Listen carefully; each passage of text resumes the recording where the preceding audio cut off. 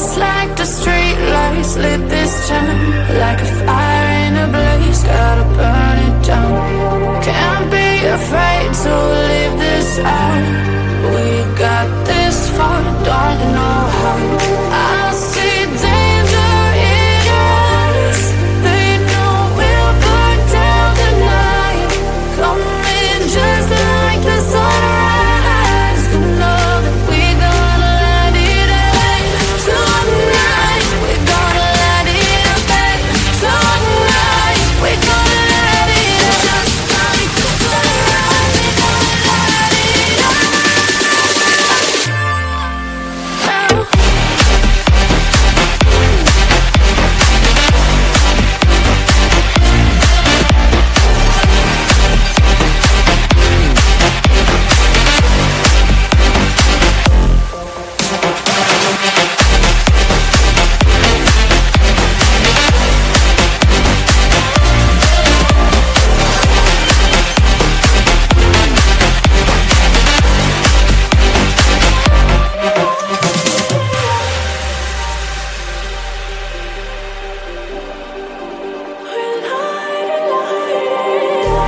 Just like a spark that's breaking out.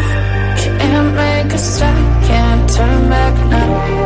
We know that there's no room for doubt. No, we can't turn back now. I see danger in your eyes. They know we'll burn down the night. Coming just like the sunrise. You know that we gonna let it end. Tonight we gonna let it end. Tonight we gonna let it end.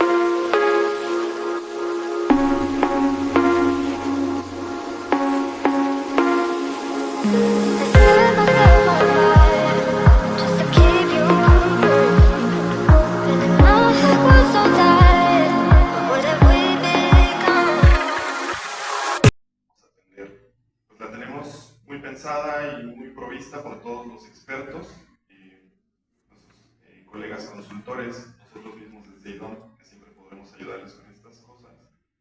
Pero en nuestra experiencia, trabajando, habiendo estado en sector público, sector privado, en los organismos multilaterales y ahora desde el sector privado, la consultoría en IDOM, lo que yo quisiera compartirles es lo que estamos viendo alrededor de esta parte más técnica, que son todos esos contextos, ese marco habilitador que permite que sucedan las cosas. Y ahí la lista es un poco larga, pero son 7 componentes que nosotros detectamos que son importantes o que deben existir para que ocurra una estrategia de descarbonización y que además pueda ser robusta y pueda ser viable en el tiempo, que eso es algo muy importante. Conocemos muchas jurisdicciones, entidades, instituciones que desarrollan un primer avance y luego se quedan estancadas. Pasa mucho en las jurisdicciones subnacionales, por ejemplo, ¿no? Nosotros trabajamos bastante con el sector público a nivel subnacional, esto es regiones o estados como se conocen o provincias en otros lugares de América Latina, y luego en las municipalidades, en los distritos y en los municipios, que son el centro autónomo de la unidad política administrativa, ¿no?, de estas regiones. ¿Cuáles son estos 7 elementos importantes? Bueno, primeramente un marco habilitador, y con esto queremos decir, pues un mandato legal, una ley que te dice, un reglamento que te dice tienes que hacer esto ya y tienes que arrancarlo, una necesidad particular, si eres una entidad privada, por ejemplo, ¿no?, una meta que tú te hayas adquirido, un compromiso que tengas de cara a tus clientes, o también, pues que desde fuera te estén exigiendo, como ahora en el caso de CBAM, que en muchos casos pues va a empezar a regular hacia abajo, qué es lo que se tiene que hacer desde la industria que está exportando a la Unión Europea. Estamos hablando también un segundo elemento que es el objetivo, qué cosa quiero hacer, debo tener muy claro hacia dónde voy. Lo acaba de decir Carlos, tengo una meta al 2030, al 2040 y al 2050, y de qué tipo es esta meta. Una estructura, la parte técnica de la que hemos estado hablando ahora, que los panelistas han estado mencionando, mis compañeros de este panel, en cuanto al sector cubierto, las actividades, ahora cada vez más, pensar también si esto incluye los riesgos y la vulnerabilidad ante el cambio climático y cómo interactúan de forma sinérgica con la mitigación que estamos promoviendo con estos instrumentos, por ejemplo, el precio del carbono, pero no son los únicos. Si la ambición que estoy generando es baja, media o alta, y cómo se va a ir moviendo en el tiempo, porque todo tiene que discurrir hacia una ambición alta, muy rápido además. No podemos arrancar con una pequeña ambición porque no sabemos muy bien en dónde estamos parados, pero muy rápidamente tenemos que entender, aprender del proceso y seguir mejorando. Desde luego con eso los datos y los indicadores, que son el corazón del seguimiento de lo que estamos haciendo. Un cuarto elemento serían los actores, que son muy importantes cuando estamos hablando, por ejemplo, de jurisdicciones, de instituciones públicas, ¿no?, de estos municipios o regiones o estados o los niveles nacionales y federales, pero también del sector privado, las juntas directivas, los consejos. Si tenemos una regla institucional que conduce ese instrumento, esa política, o que mandata ese plan o ese programa que tenemos que establecer y llevar a cabo.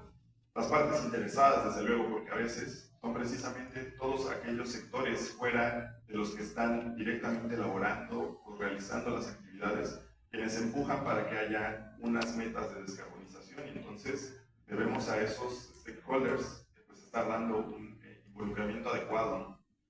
Y también cuando somos sujetos obligados, que tenemos que realizar algo en torno a la descarbonización. Otro elemento muy importante y que a veces se queda por los márgenes, mencionaba Ulises, es la parte de la comunicación y la gestión del conocimiento para seguir aprendiendo, aprender rápido y construir a partir de eso. La difusión, el fortalecimiento de capacidades que sigue siendo muy necesario, por ejemplo, en los gobiernos nacionales. Y finalmente, este aprendizaje y estos testimonios y estos conocimientos que se tienen que ir pues realizando en un acervo que después pueda ser transparente y accesible para otros que quieran aprender de lo que estamos haciendo. Finalmente, con otros dos, de un sistema de seguimiento robusto, porque si no sabemos cómo estamos avanzando, qué estamos haciendo, cuándo lo estamos haciendo, no podemos llegar a la parte de la evaluación, que es intrínsecamente parte del ciclo de la descarbonización y que nos permite seguir mejorando. Para además, ya en el último y séptimo punto, pues la parte del análisis económico financiero en torno a lo que tenemos que hacer. En el caso de los instrumentos de precio del carbono, los impuestos, los mercados voluntarios de carbono, los sistemas de comercio de emisiones y los sistemas híbridos, el financiamiento está implícito. pero en muchas otras ocasiones, y lo sabemos, por ejemplo, con el sistema de gracias, sí, no, pues justo, y aprovechando la pregunta, bueno, pues el mercado está en ciernes, está preparado y hay unas lecciones ahí con el piloto. Desde su diseño, México optó, y bueno, habrá que saber en este punto, y tal vez si tengo un poco más de información sobre eso, cuáles son las decisiones alrededor, por ejemplo, de los protocolos para los mecanismos de flexibilidad, que en ese entonces con el piloto, hace 3, 4 años, bueno, pues se había decidido que fueran por el tema de afolu, de transporte, precisamente pensando en sectores en donde pueda haber unos beneficios y unas sinergias, del lado también del desarrollo social, ¿no? Que es algo importante. Ahí hay una oportunidad para aquellos sectores que no están cubiertos dentro del sistema de comercio de emisiones. Y luego los otros, pues tenemos ahí energía e industria muy importantemente que pues están fijados, ¿no? Lo acaba de decir Luis, está fijado el tope para poder llegar precisamente a las metas estimadas de esos sectores, o a las contribuciones que deberían tener esos sectores alineados ahí. Otra cosa importante es lo que está ocurriendo como en cascada hacia abajo, ¿no? Un poco ante la inacción de lo que pues, precisamente no se ha movido tanto el sistema, pues hacia abajo lo subnacional, México ya está aprovechando estas cosas, ¿no? Hay un conocimiento de lo que está sucediendo. Hemos tenido a los estados recientemente en el panel anterior platicando qué cosa están haciendo, y bueno, creo que esas son unas lecciones que todos estamos aprendiendo y que podrán seguirse utilizando. Creo que es la mejor manera de convencerse de la automovilidad. Como mencionaba Luis, pues es una decisión realmente de las personas, y creo que eso es el primer paso hacia el cambio de la electromovilidad, la voluntad. Excelente, bueno, ya saben, para nosotros, para las autoridades, y bueno, les pediría un gran aplauso a los panelistas, muy interesante, voy a agradecer, esperamos vernos en la próxima oportunidad. Muchas gracias. Agradecemos mucho a nuestros panelistas. Les pido por favor que se acerquen para la última fotografía de final, y también les solicito a los siguientes panelistas que empiecen a subir para el próximo panel. De reversiones y permanencias, en el caso de los proyectos forestales, siempre van a depender de la capacidad que tengan los ejidos, las comunidades o los dueños de los proyectos de mantenerlas en el tiempo y de tener claro su proyecto y qué sí se puede y qué no se puede hacer, ¿no? O sea, que tengan claro el fin del proyecto, ¿no? El fin del proyecto es capturar este carbono, mantenerlo almacenado en el bosque y no permitir que vuelva a emitirse a la atmósfera. Pero si ellos no lo tienen claro en su cabeza, pues claro que se les va a hacer fácil decir, yo tengo aquí mi proyecto, pero acá no tengo proyecto, y entonces aquí le doy una torre y pongo, no sé, aguacates. Perdón, los aguacates. Se me ocurrió porque soy de Jalisco y puede suceder. Entonces, creo que va mucho desde, yo lo quiero abordar desde ese sentido porque creo que falta, en México tenemos todavía esta falta de capacidades a nivel local, de poder entender claramente su proyecto, el fin de su proyecto, ¿no? Siempre se enfocan mucho, y si tú vas a un ejido, a una comunidad, dice, sí, recibimos dinero del carbono, pero ¿por qué? ¿No? Y ya no te saben explicar por qué. Pues porque vinieron y me hicieron un proyecto y entonces me lo compra fulanito a tanto y no sé qué. Está muy barato, por cierto, señorita. Pues sí, o sea, no, pero no saben por qué están haciendo ese proyecto, cuál es el objetivo real de ese proyecto. Y entonces, pues es muy fácil que a la hora que cuando uno no entiende algo, pues se te hace muy fácil tomar decisiones que a lo mejor pueden ser incorrectas por desconocimiento, ¿no? Entonces, creo que eso es algo que puede generar que haya fugas y reversiones en estos proyectos en los próximos años si no hacemos este fortalecimiento de capacidades a nivel local, ¿no? Yo tuve la oportunidad de hacer un proceso de entrevistas de muchos proyectos en todo México y pude percibir, ¿no? Que esto es que hay este desconocimiento de cómo funciona su proyecto, cómo se opera, de cómo calculan, de por qué es de ese precio, de por qué me están cobrando tanto dinero, ¿no? Entonces, no hay estas capacidades, no hay este conocimiento, y eso puede llegar en un futuro a ser muy riesgoso, ¿no? Para mantener mantener estos proyectos en el largo plazo, sobre todo los forestales, que bueno, son de muy largo plazo, ¿no? Los compromisos y el compromiso de mantener ese carbono almacenado, pues puede ir hasta los 100 años, ¿no? Entonces, ¿quién me garantiza que a lo mejor ahí también eso, esa continuidad de transferir esto en las generaciones? Porque ya quisiéramos vivir 100 años, o la verdad yo no, yo quiero morir más joven, pero pues quién, o sea, yo lo inicio, pero dentro de 100 años quién lo va a terminar y cómo estas personas que van a continuar por el proyecto van a seguir con este entendimiento, con este compromiso de conservación de los stocks o de los almacenes de carbono en el bosque. Aparte del sector forestal es complicado en México. Desafortunadamente, bueno, hemos tenido disminución de presupuestos, incremento del crimen organizado, extorsiones, ha habido, o sea, sequías muy intensas, incendios forestales catastróficos, incluso pérdida de arbolado por sequía, plagas, etc., ¿no? Entonces, tiene un reto muy, muy grande el sector. Y digo, si está bien canalizado el mercado voluntario y estos proyectos, pues pueden ser una herramienta muy, muy útil, un financiamiento muy útil para hacer frente a todo esto. Sin embargo, vuelvo a lo mismo, o sea, yo lo que identifico es que necesitamos que los dueños de proyectos estén fortalecidos para poder hacer frente y llevar su proyecto de inicio a fin, ¿no? Porque si no, este recurso puede incluso, y ese es otro problema, y que también ha sucedido, que no tienes esta gobernanza y entonces llega este recurso y en vez de que se vuelva una solución o una oportunidad, se vuelve un conflicto al interior de las comunidades. Y eso también puede detonar que se tomen decisiones no coherentes y no alineadas al proyecto y puedan derivar en alguna reversión o alguna fuga. Gracias, Sergio. Buenos días a todos, a todas. Debo decir y reconocer que hace el 2010 conocí precisamente a Sergio Graf, nuestro moderador, en acciones tempranas Red. Si alguien sabe de Red, pues sin duda es Sergio Graf. Y con eso nos arrancamos un poco, como bien dijiste, las experiencias que nosotros hemos tenido como Nación Verde para incrementar los acervos de carbono. En ese sentido, quiero comentarles que desde 2010 nosotros empezamos como Legado Verde, mi hijo y yo formamos esta asociación.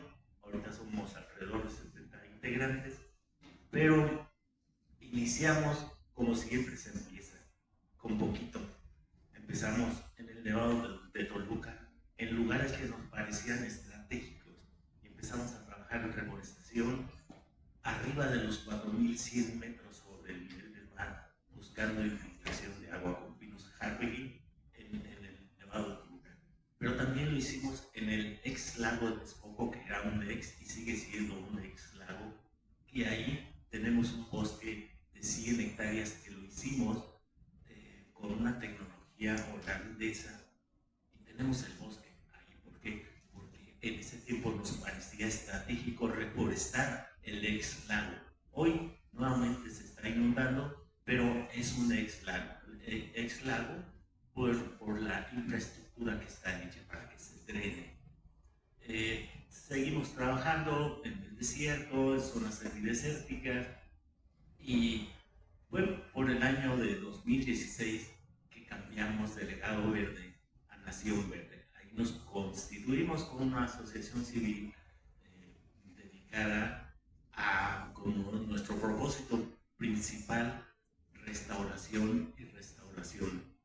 Nuestro espacio entonces viene de la restauración y de la reforestación, y en eso nos hemos encontrado pues ciertamente con retos y dificultades, con experiencias buenas y malas.